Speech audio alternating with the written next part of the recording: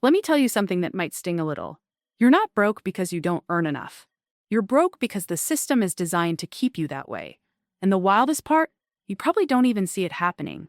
Most people walk around thinking they're making smart, rational money decisions. In reality, they're living inside an invisible financial prison that started being built around them when they were kids. The bars aren't metal. They're monthly payments, subscriptions, normal lifestyle upgrades, and that quiet little voice whispering, "You deserve this." Hi, I'm Vanessa, and I've spent years studying how money actually works versus how we're told it works. The gap between those two? That's where people lose decades of their lives. Here's something that should genuinely freak you out. The average American will earn over $2 million across their lifetime. $2 million. Flowing through their hands over about 40 years. And yet, most people retire with less than $100,000 saved. So where did the other $1.90 million go? It didn't vanish on groceries and electricity. I work as a legend of $1 million cents million. It slowly leaked out through 1,000 tiny cracks no one ever taught you to notice, let alone patch. Let's start with the first trap. It's so obvious that it's basically invisible. You think you're buying things. You're actually buying payments. Nobody walks into a dealership asking, "What's the total cost?" They ask, "What's the monthly?" That shift isn't random. The entire consumer economy is built around that one psychological trick, because it short-circuits your ability to calculate real cost. When you hear $300 a month, your brain doesn't multiply by 60. It doesn't factor in interest. It just compares $300 to your paycheck and says, "Yeah, that feels manageable." Meanwhile, you just agreed to pay $30,000 for a car worth $22,000. But hey, the payment fit your budget. That's why financing departments often make more money than the cars themselves. They're not really selling vehicles. They're selling long-term obligations. And just when you're close to paying it off, the car feels outdated. So you trade it in and restart the cycle. Next trap, lifestyle inflation. And if you've ever gotten a raise and still felt broke, this one's already hugging you. Let's say you get a $5,000 raise. That's real money. That could shift your future. But within a few months, your spending magically rises to match it. You move somewhere nicer, you eat out more, you upgrade a few things you deserve, and somehow you're still not ahead. Here's why. As your income grows, your comparison group changes. When you made $40,000, a certain lifestyle felt luxurious. At $50,000, that same lifestyle feels like the bare minimum. You're not greedy, you're human. But that human wiring locks the trap tighter every time you level up. I watched a friend jump from $60,000 to $90,000 in one promotion. Huge leap. Within a year, nicer apartment, newer car, better vacations. His savings rate, exactly the same. The prison just got bigger. It didn't disappear. Now let's talk about the trap that makes me genuinely angry. The ignorance tax. You're paying it every single day. It's the premium you pay for not fully understanding how money works.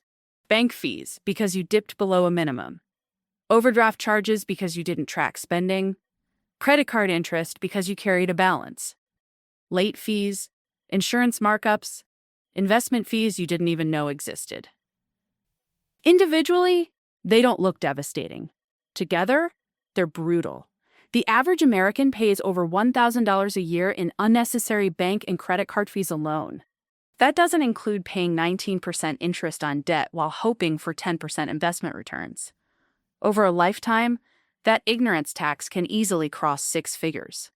Money that could have bought freedom instead funded someone else's quarterly bonus. And here's the cruel twist. The people who can least afford those fees pay them most often. Living paycheck to paycheck, overdraft fees, bad credit, higher interest, no savings, predatory loan rates. Poverty isn't just hard, it's expensive. Now, here's where it gets darker. These traps don't work separately, they work together. Monthly payments reduce your cash flow. Lifestyle inflation prevents savings. The ignorance tax drains whatever survives. Stack all three, and you're working harder every year just to stay in the same place. And here's the uncomfortable truth. The system needs you stuck, not in some secret conspiracy way, in a very practical, economic way. Our entire economy runs on consumer spending. If everyone suddenly saved 20% of their income and lived below their means, retail would crash, auto sales would tank, housing would freeze. So there's an entire machine designed to keep money moving out of your pocket as fast as it moves in. Advertising that makes you feel behind. Social media that turns spending into status. Easy credit so you can buy now and regret later. Even store layouts are engineered to maximize impulse spending. And the real genius? When you struggle, you blame yourself. You think you lack discipline. You think you didn't hustle hard enough. Meanwhile, every force around you is optimized to extract money from you. Let's go back to that $2 million lifetime income. Yet they retire with less than $100,000. Where did it go? Car payments on depreciating assets, lifestyle upgrades with every raise, ignorance tax leaks, millions slowly siphoned away through decisions that felt reasonable in the moment. It's only $400 a month. It's just $200 more for the better place. It's only $50. Small choices compound, just like investments do, but in reverse. That $400 car payment for 6 years? Nearly $30,000 plus lost investment growth. Do that twice, and you just delayed retirement. An extra $2,400 a year for a nicer apartment? Over 20 years, that's close to $50,000 before growth. A $50 monthly subscription? 40 years turns that into tens of thousands. 3 small decisions can cost hundreds of thousands in future wealth. And we haven't even touched dining out, phone upgrades, or that gym membership you forgot you had. This is why the first $100,000 is so hard. You're not just building wealth. You're fighting upstream against a current designed to push you backward. And most people don't even realize they're in a fight. Now let's talk psychology. Corporations don't guess. They hire behavioral scientists to figure out how to separate you from your money. They understand your emotional triggers, your dopamine responses, your fear of missing out. Take phone upgrades. Your current phone works fine, but not upgrading feels like falling behind. They turned a tool into a status symbol and reset the status every year. Streaming services?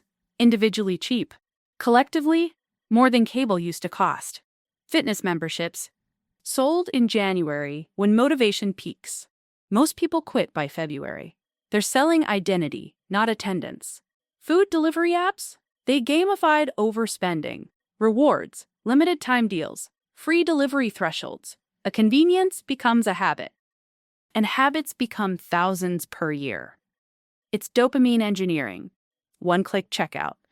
Saved cards. Auto-renew subscriptions. They maximize pleasure and minimize the pain of paying. And it works. The average person makes dozens of micro purchases every week. $5 here, $8 there, $20 somewhere else. Tiny individually, devastating collectively. I once tracked my spending for 3 months. The leaks shocked me. Coffee runs I forgot, apps I barely used, impulse stops, hundreds gone without drama, death by 1,000 taps. But the worst part? Opting out makes you weird. Drive an older car and people whisper. Save aggressively and people think something's wrong. Suggest free activities and invitations, slow down. We built relationships around spending.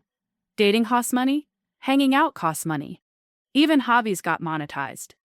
So escaping the trap can cost you socially, which keeps you inside it. And when you finally try to do the right things, it's still complicated. You increase your 401k contribution, but inflation eats your raise. You research investments, but freeze from information overload. You want to cancel subscriptions, but use each one sometimes. You want to invest, but you have high-interest debt. Every option has trade-offs. The system isn't designed to be clean and simple. It's designed to keep you feeling almost caught up. One more promotion. One more side hustle. One more breakthrough. The finish line moves at your pace. Every life stage has its own financial fire. Student loans and rent. Kids and aging parents. Medical costs and catching up. There's never a perfect moment. Retirement now requires close to $2 million for comfort, while paying inflated costs for everything else. The math doesn't work easily, yet we treat falling short like a moral failure. Here's the uncomfortable reality. A lot of people who escaped did so with timing and luck mixed into their effort. Bought before prices exploded, joined a company before it went public. Inherited money, avoided major crises. Yes, choices matter, but timing matters too. We pretend luck doesn't exist because it's uncomfortable, and that lie keeps the system intact. Meanwhile, real wealth building is boring. Consistent saving, reasonable investing, avoiding catastrophic mistakes, no magic shortcuts, and life constantly interrupts that plan. Even knowing all this doesn't magically free you. You still need housing, healthcare, food, joy. You can't fully opt out. Participating fully keeps you broke. The middle path is exhausting. What actually works? Small, unsexy changes. Automate savings before you see it. Buy used. Cook more. Live slightly below your means. Drive older cars. Avoid high-interest debt like it's radioactive. Everyone knows these things. They're just slow, and they require sacrifice. That's the cruel part. We need more sacrifices to see what's happening. We need more sacrifices to see business. For a few lucky people, both are possible. For most, it's a trade-off. And the people selling easy solutions, usually profiting from the problem. Advisors charging fees. Credit counselors thriving on debt. Productivity gurus teaching you to earn more so you can spend more, so you need to earn more. The hamster wheel just got rebranded as a ladder. You're still running. So, what do? You can't live off berries in the woods. Well, you could. But scurvy isn't cute. The best move is awareness. Stop treating the monthly payment like the real price. Stop upgrading every time your income rises. Stop paying the ignorance tax. Learn the basics. Will that make you rich? Probably not.